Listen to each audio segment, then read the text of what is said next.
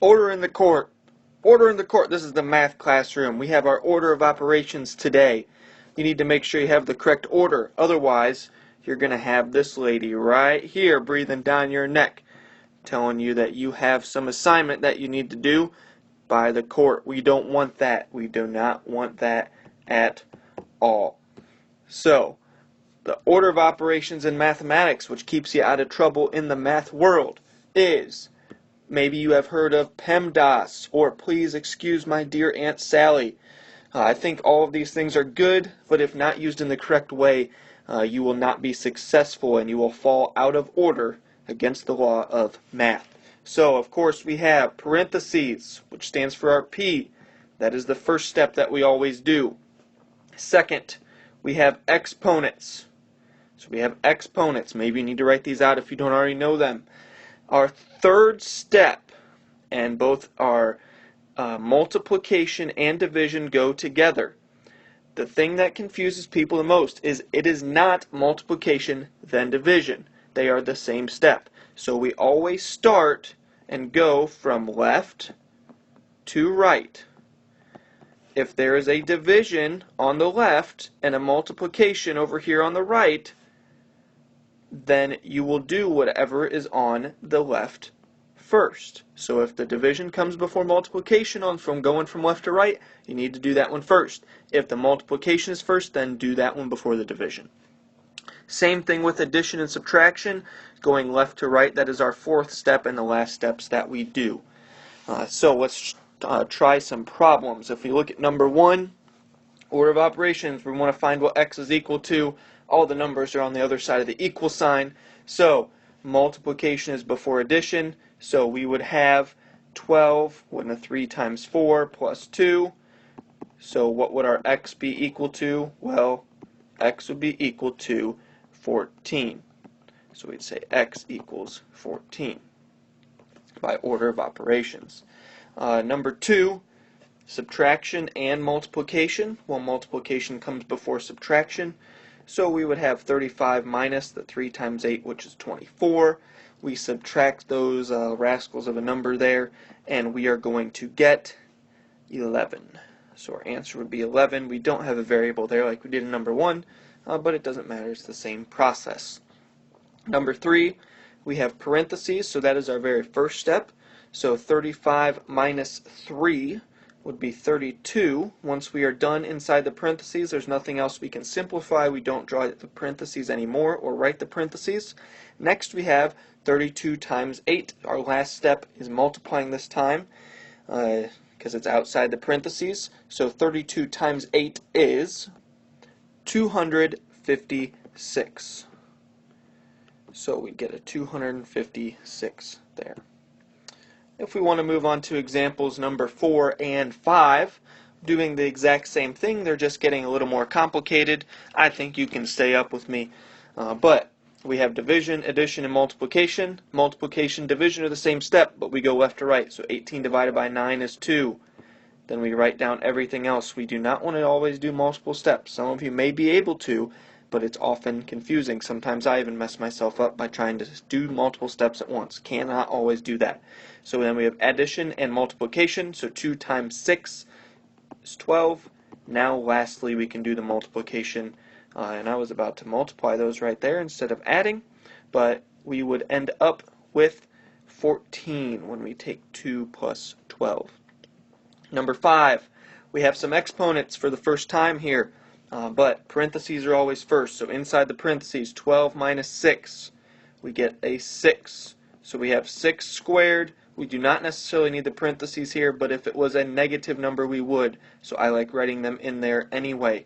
So 6 squared and 2 to the third, and we also are multiplying. Exponents come before multiplying, so we do our exponents left to right. So 6 squared is 6 times 6, which is 36.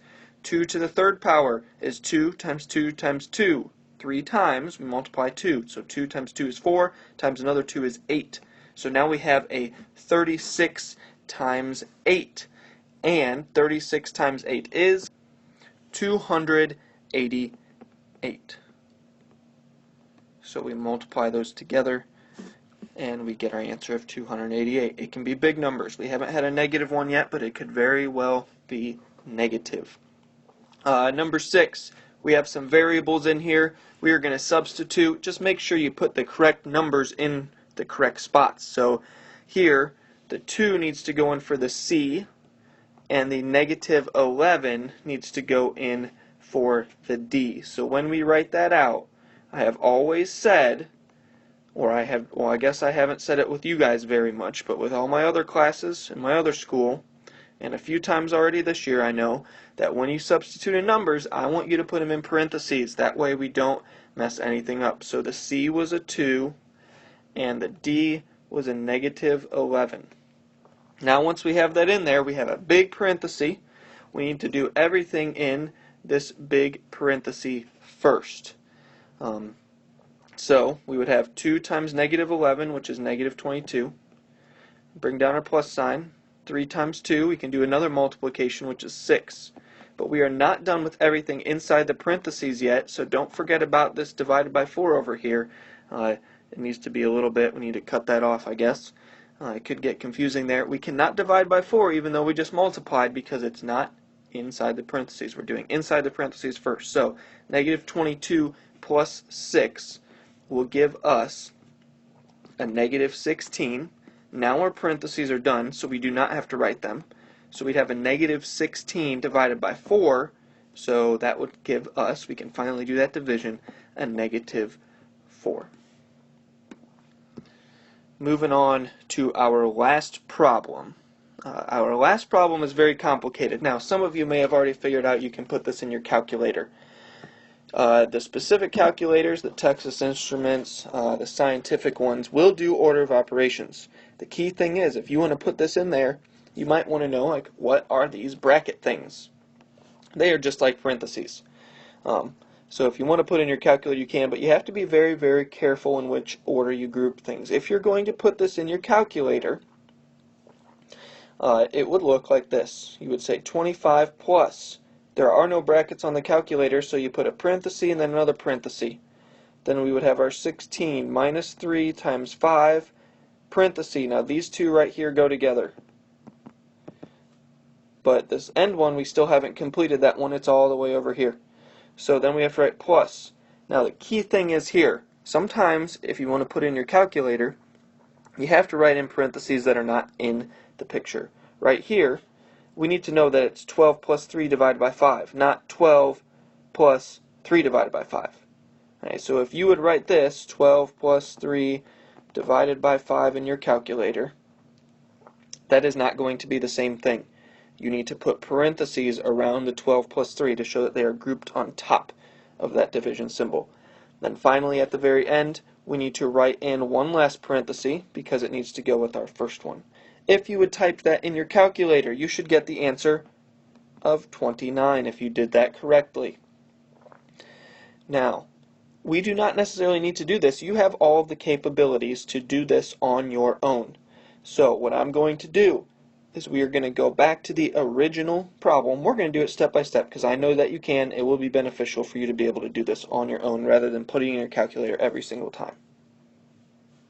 Okay, I messed up a little when I was erasing, but we have brackets, which is the same thing as parentheses. So inside those parentheses, we have another parenthesis, so we do what's inside here first. So we're going to have a 16 minus multiplication is 15. So 16 minus 15 is 1. So these parentheses come down here around that 1. We don't need the parentheses anymore, so I will erase them because we already satisfied what is inside of there.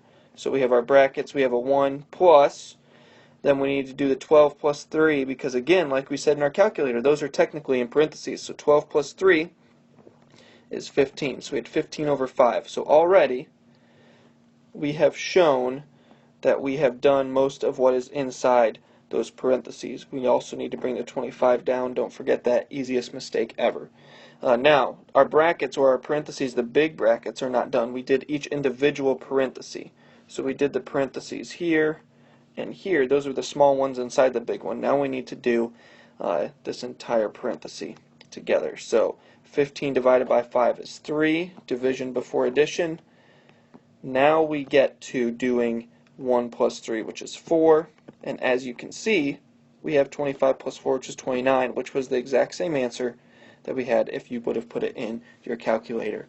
Alright, head on to your IXL and stay away from the law. That's trouble. Use your order of operations to stay within that law.